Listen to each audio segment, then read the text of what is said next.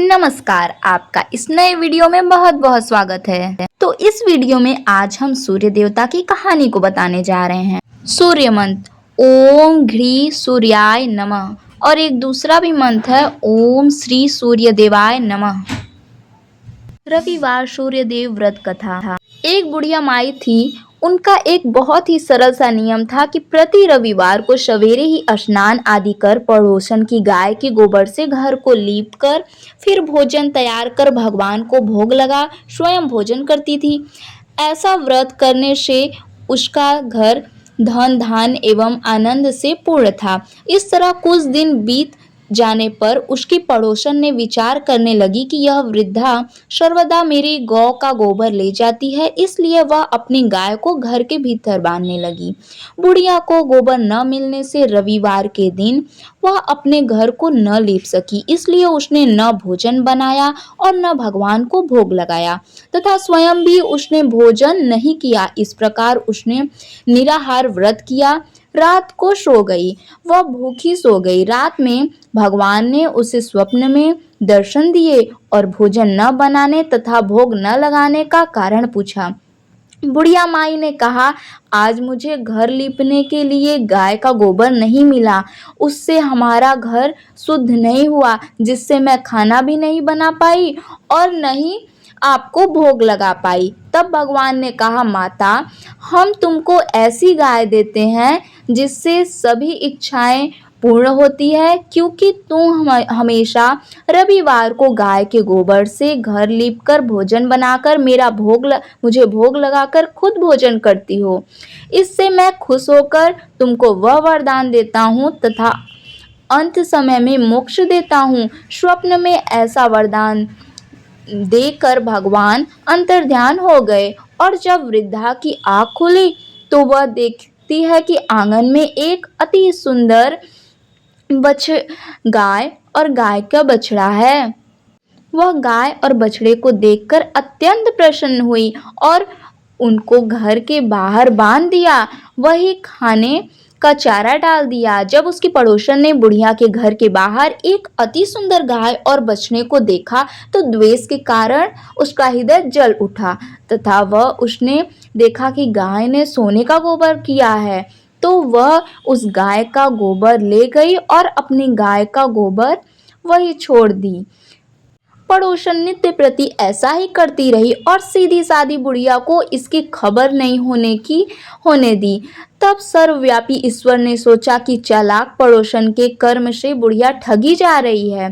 भगवान ने संध्या के समय अपनी माया से बड़े जोर की आंधी चला दी। बुढ़िया ने अंधेरी के भय से अपनी गाय को घर के भीतर बांध लिया। प्रातः काल उठकर जब वृद्धा ने देखा कि गाय ने सोने का गोबर दिया है तो उसने आश्चर्य की सीमा न रही और वह प्रतिदिन गाय को घर के भीतर बांधने लगी।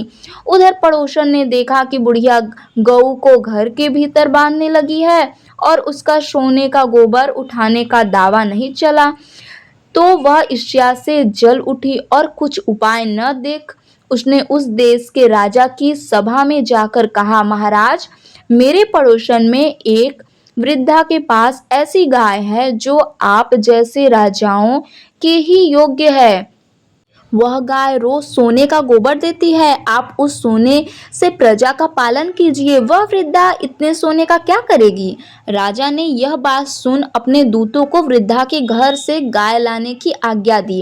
वृद्धा प्रातः ईश्वर का भोग लगा भोजन ग्रहण करने ही जा रही थी कि राजा के कर्मचारी गाय को लेने गए। वृद्धा काफी रोई चिल्लाए, किंतु कर्मचारियों के समक्ष कोई क्या करता।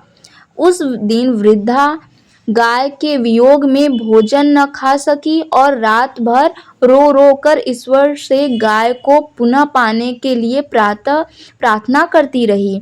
उधर राजा गाय को देखकर बहुत प्रसन्न हुआ, लेकिन सुबह जैसे ही उठ सारा महल गोबर से भरा दिखाई देने लगा। राजा यह देखकर घबरा गया। भगवान ने राजा से स्वप्न में कहा, राजा, गाय वृद्धा को लौटाने में ही तेरा भला है।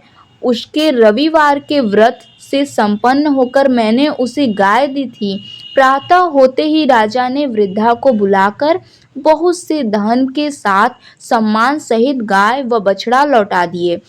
उसके पड़ोसन को बुलाकर उचित दंड दिया गया। इतना करने के बाद राजा के महल से गंदगी दूर हो गई।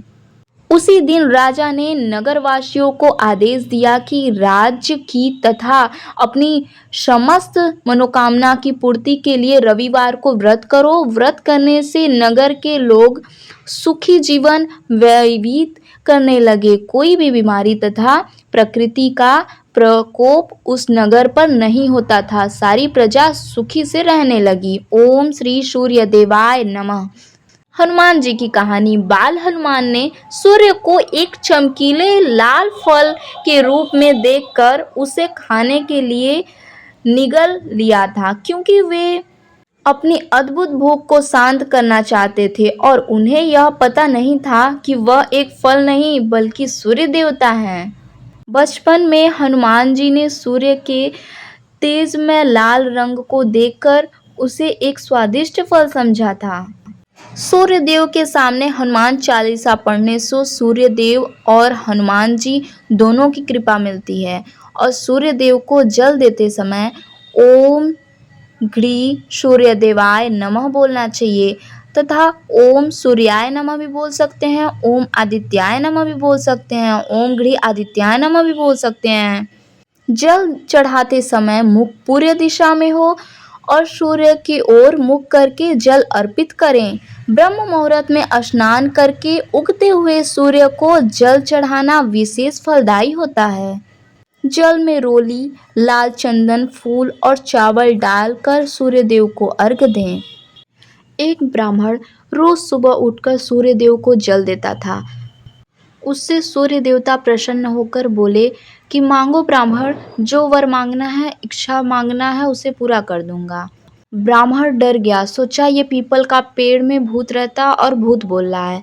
लेकिन उसकी पत्नी ने समझाया कि शायद आपके जल देने से वो प्रसन्न होकर सूर्य देवता बोल रहे हो, आप इच्छा मांग लीजिए। तो ब्राह्मण ने बोला, मैं ज़्यादा कुछ तो मांग नहीं सकता, थोड़ा सा कुछ बताओ जो मांग लूँ।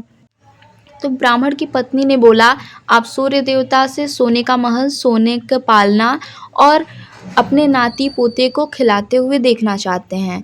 तो सूर्य देव दूसरे दिन उन्होंने जल चढ़ाकर फिर सूर्य देवता प्रकट हो गए कि मांगो ब्राह्मण, क्या मांगना चाहते हो। तो ब्राह्मण ने बोला, जैसे ब्राह्मणी ने बोला था वैसे ब्राह्मण ने बोल दिया। तो सूर्य देवता प्रसन्न होकर उसका इच्छा पूरा कर दिए। जब वो घर लौटा तो देखा महल के सामने नौकर चाकर, महल में से एक सुंदर नारी निकल रही है। तब ब्राह्मणी ने बोला कि सूर्य देवता ने आपकी इच्छा पूरी कर दी। फिर उस गांव के राजा को पता चला, तो राजा ने उस ब्राह्मण को बुलाया और पूछा कि ये सब कैसे हुआ, तुम तो बहुत गरीब हुआ करते थे। तो उस ब्राह्मण ने बताया कि सूर्य की उपासना, सूर्य की पूजा करने से हमें ये धन महल प्राप्त हुआ है। उस दिन से सूर्य देवता की पूजा वह राजा भी करने लगा। ओम श्री सूर्य देवाय नमः।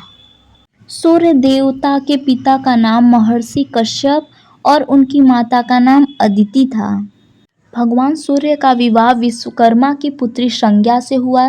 विवाह के बाद संज्ञा ने वैवस्वत और यम नामक 2 पुत्रों और यमुना नामक एक पुत्री को जन्म दिया। संज्ञा बड़े कोमल स्वभाव की थी, जबकि सूर्यदेव प्रचंड तेजवान थे।